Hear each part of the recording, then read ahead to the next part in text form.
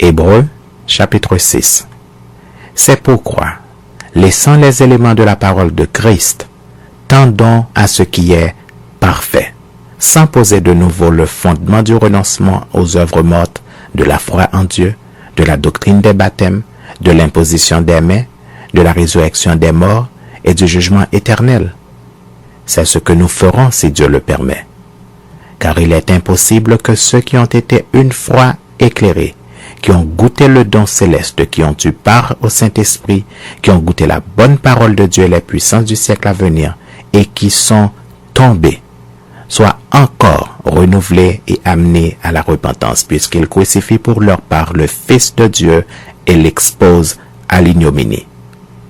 Lorsqu'une terre est abreuvée par la pluie qui tombe souvent sur elle, et qu'elle produit une herbe utile à ceux pour qui elle est cultivée, elle participe à la bénédiction de Dieu. Mais si elle produit des épines et des chardons, elle est réprouvée et près d'être maudite, et on finit par y mettre le feu.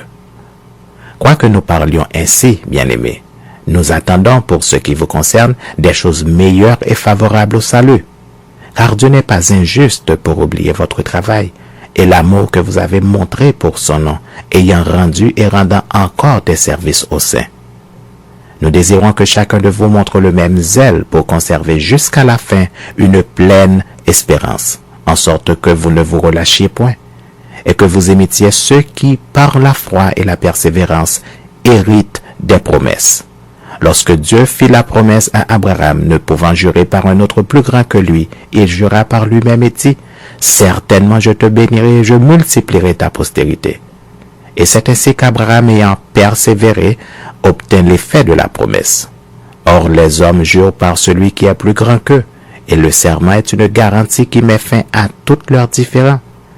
C'est pourquoi Dieu, voulant montrer avec plus d'évidence aux héritiers de la promesse l'immutabilité de sa résolution, intervint par un serment, afin que par deux choses immuables dans lesquelles il est impossible que Dieu mente, nous trouvions un puissant encouragement, nous dont le seul refuge a été de saisir l'espérance qui nous était proposée.